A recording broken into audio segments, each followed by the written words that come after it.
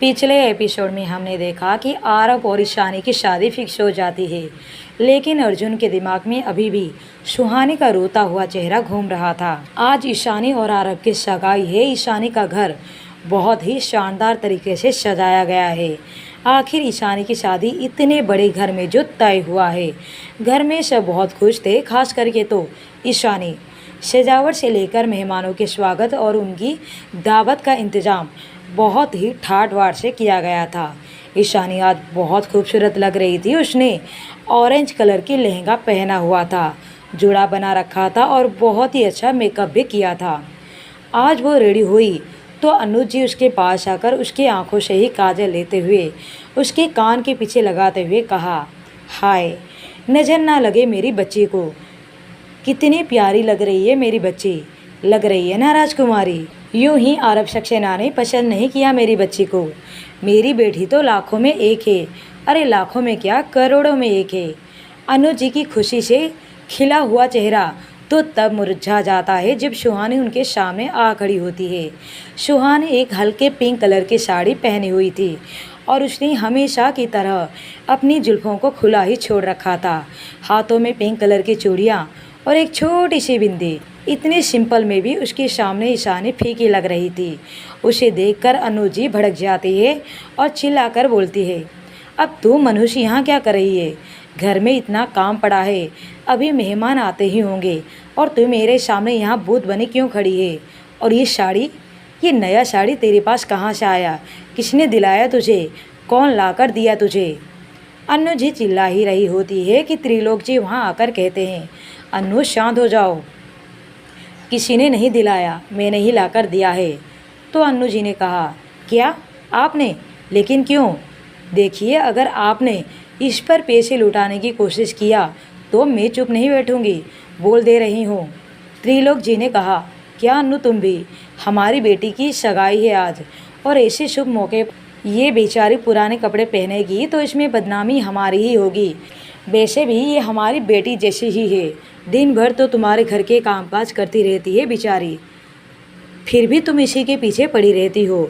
क्या तुम्हें इस मासूम पर दया नहीं आती? त्रिलोक जी बड़बड़ाते हुए वहाँ से चले जाते हैं। वो जानते थे कि लाख समझाओ पर अनु जी पर कोई फ़र्क नहीं पड़ने वाला। अनु जी ने अपनी बेटी ईशानी से कहा, पता नहीं इस मनुष्य ने तेरे बाप और भाई पर क्या जादू चला रखा है जो ये लोग हमेशा इसकी ही तरफदारी करते फिरते हैं, वरना ये मेरे कलेजे पर आज तक यूं ही नहीं बैठी रहती। दोनों माँ बेटी वहाँ से मुंह बिगाड़ती हुई चली जाती है। कुछ ही देर में लड़के वाले आ जाते हैं और उनके साथ कुछ मेहमान भी आए हुए थे। सगाई का फंक्शन ईशानी के घर में ही रखा गया था। लड़का और लड़की एक साथ खड़े थे।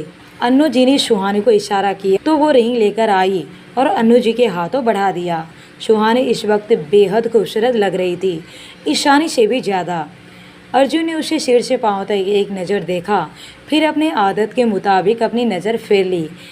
वैसे भी उसके लाइफ में फीलिंग्स और प्यार व्यार जैसी चीज़ों के लिए कोई जगह नहीं थी, पर वहाँ खड़े सारे मेहमानों की नज़र सुहानी पर ही गड़ी हुई थी।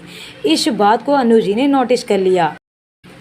उन्हें ये बात अच्छी नहीं लग रही थी कि उनसे ज़्यादा अच्छी सुहानी लगे। उन्होंने सुहानी को सबके सामने बनावटी स्माइल के साथ कहा, बेटा अब तुम जा सकती हो, तुम्हारा यहाँ कोई काम नहीं, जाओ और अपने कमरे में आराम करो। ये सब त्रिलोक जी ने भी सुना, पर इस खुशी के माहौल में वो कोई तमाशा खड़ा करना नहीं चाहते थे। पर कोई था जिसे सुहानी का इस तरह से वापस भेज देना अच्छा नहीं लग रहा था, और वो है अर्जुन। सुहानी हाँ में सिर हिलाते हुए वहाँ से चली जाती है और यहाँ आरब की माँ ने आरब के हाथों रिंग बढ़ा दिया।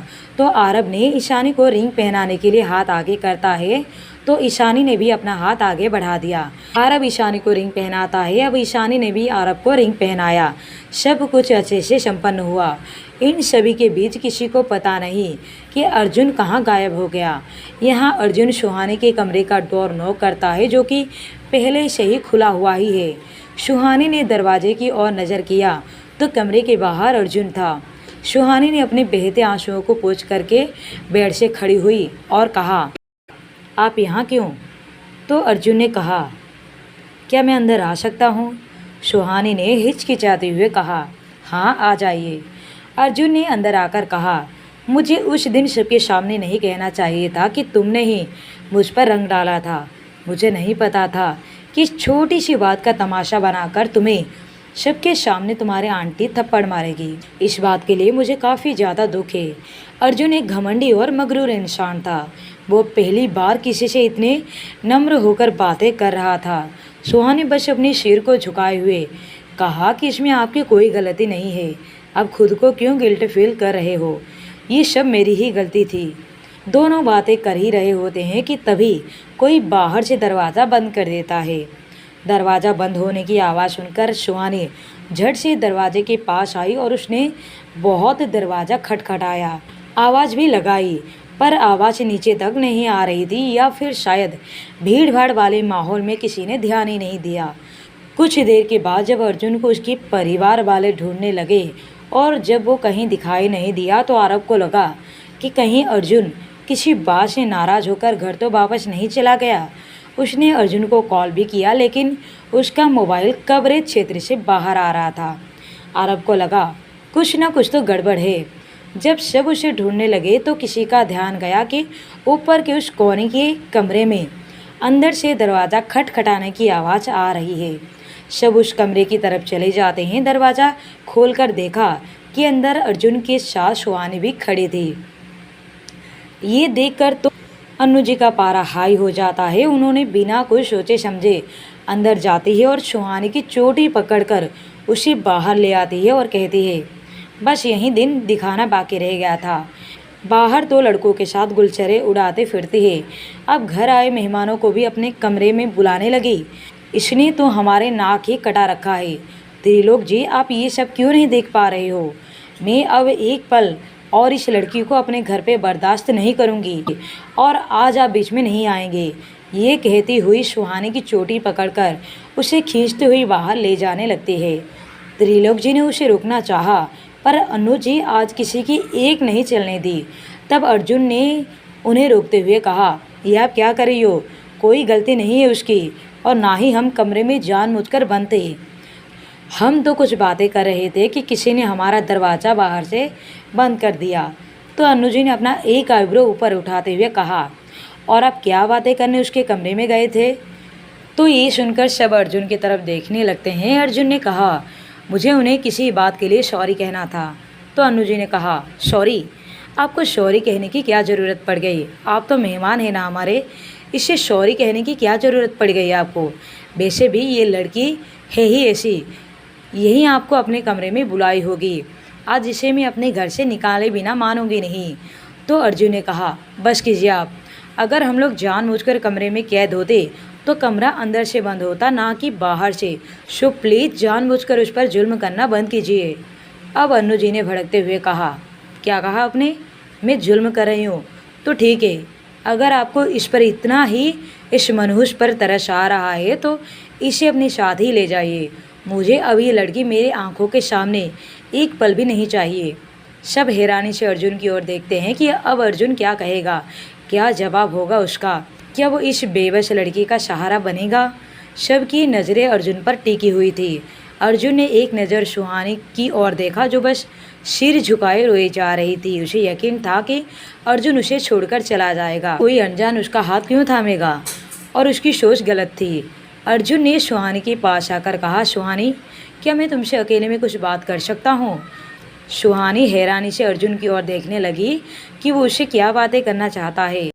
यहाँ अनु जी ने सिर पर हाथ देते हुए कहा, लो, बेशर्मी की हद हो गई।